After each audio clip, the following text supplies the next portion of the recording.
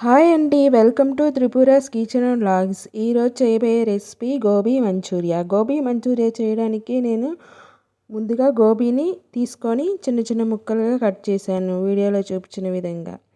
నీ వాటిని కట్ చేసిన తర్వాత వేడి నీళ్ళు కాగబెట్టుకొని కొంచెం మరిలేంతవరకు ఉంచి వాటిలో వేసుకోవాలి.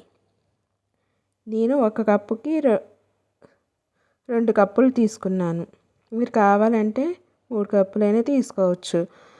2 కప్పుల కాలీఫ్లవర్ తీసుకున్న తర్వాత వాటిలో కొంచెం ఉప్పు యాడ్ చేసి నీట్గా వాష్ చేసుకోవాలి. అలా మరిగించేంత వరకు ఉంచుకొని మరీ ఎక్కువగా ఉడికించకూడదు, మరీ తక్కువగా ఉడికించకూడదు, మీడియంగా ఉడికించుకోవాలి. అలా ఉడికించుకున్న తర్వాత ఒక బౌల్లోకి తీసి పెట్టుకోవాలి. అలానే వేడిగా ఉంచుకోకుండా వాటిని చన్నీళ్ళతో కడిగి ఒక పక్కన పెట్టుకోవాలి. వాటిని ఒకసారి చన్నీళ్ళతో వాష్ చేసుకోవాలి. వాష్ చేసుకున్న తర్వాత పక్కన పెట్టి ఉంచుకోవాలి, నీళ్ళన్నీ వంపేసి. లేకపోతే అలానే ఉంచేస్తే కొంచెం బాయిల్ అయిపోతాయి ఆ వేడికి. అలా కాకుండా ఉండటానికి చన్నీళ్ళు పోసి పక్కన పెట్టుకొని తర్వాత మనకి దాంట్లో కావాల్సినవి అన్నీ ఫ్లోర్, మైదా, కచప్పులు తీసుకోవాలి. ఇప్పుడు నేను 2 కప్పుల కాలీఫ్లవర్ తీసుకున్నా కాబట్టి కప్పుకి 2 స్పూన్ల కార్న్ ఫ్లోర్ వేసుకోవాలి.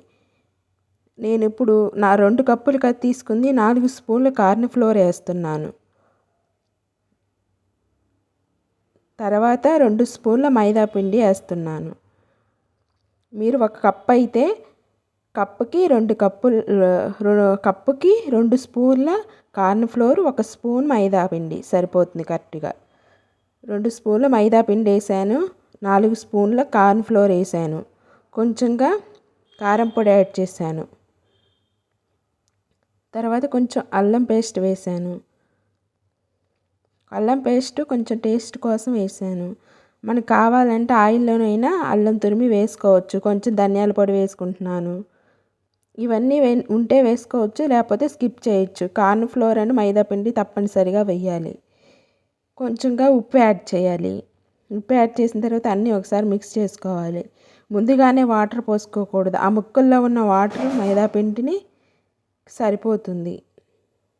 అలాగే మనకు కావాల్సి వస్తే కొన్ని వాటర్ యాడ్ చేసుకోవచ్చు, మరీ గట్టిగా కాకుండా లూజ్గా కాకుండా వీడియోలో చూపించిన విధంగా.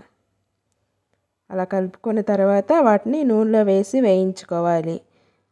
మరీ బాగా వేయించుకోకూడదు, మరి అలా కానీ తక్కువగా వేయించుకోకూడదు. మీడియంలో పెట్టి వేయించుకోవాలి. హైలో పెట్టి వేయించితే బాగా లోపల అనేది ఉడకదు. బయట బాగా ఉడికినట్టు అనిపిస్తుంది, లోపల బాగా ఉడకదు. అందుకని మనం మీడియం ఫ్లేమ్లో పెట్టి ఉడికించుకున్నట్లయితే బాగా క్రిస్పీగా మెత్తగా బాగుంటాయి మంచూరియా. మళ్ళీ రెండోసారి వేసుకుంటున్నాను. రెండోసారి కూడా వేయించుకొని గోల్డెన్ కలర్ రావాలి. బాగా బయట క్రిస్పీగా, చూస్తే మనకి కొంచెం క్రిస్పీగా ఉండాలి బయట. అలా ఉంటే మంచూరియా చాలా టేస్ట్గా ఉంటుంది.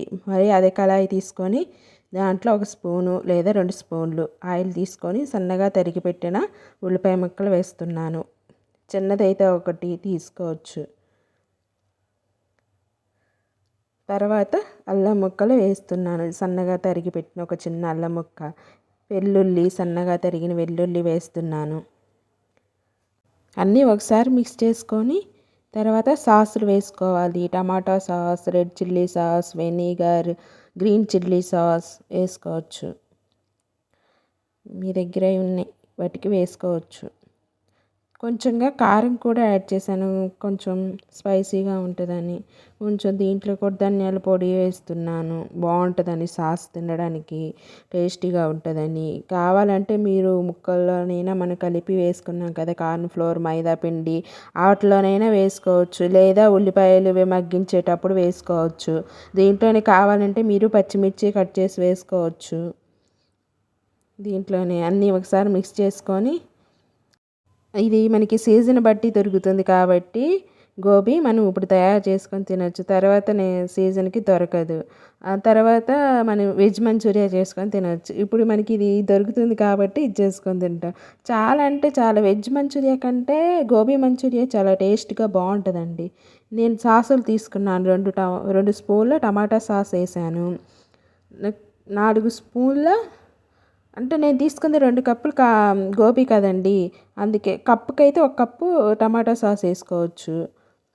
కొంచెం స్పైసీ కావాలంటే 4 స్పూన్ల రెడ్ చిల్లీ సాస్ వేసుకోవాలి. స్పైసీ తక్కువ ఉండాలంటే 2 స్పూన్లు సరిపోతుంది. కప్పుకి 2 స్పూన్ల రెడ్ చిల్లీ సాస్, 1 స్పూన్ టమాటా సాస్, 1 స్పూన్ వెనిగర్ వేసుకోవచ్చు. అదే 2 కప్పులు కాబట్టి నేను తీసుకుంది 2 స్పూన్ల టమాటా sauce, red chilli sauce, vinegar అని వేసాను. మీరు కావాలంటే గ్రీన్ చిల్లీ సాస్ కూడా వేసుకోవచ్చు. నేను పచ్చిమిర్చి వేసాను కదా, కారం వేసాను కదా, ఇంకా స్పైసీ ఎక్కువగానే ఉంటుంది కదా అని నేను వేసుకోలేదు. మీ దగ్గర ఉంటే వేసుకోవచ్చు.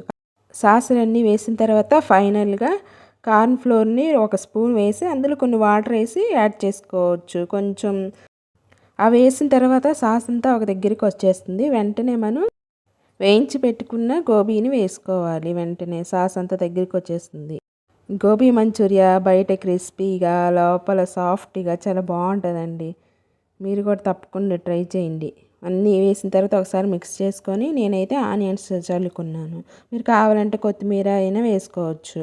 అంతేనండి, Tripura's kitchen and vlogs. Please subscribe my channel. Like చేయండి.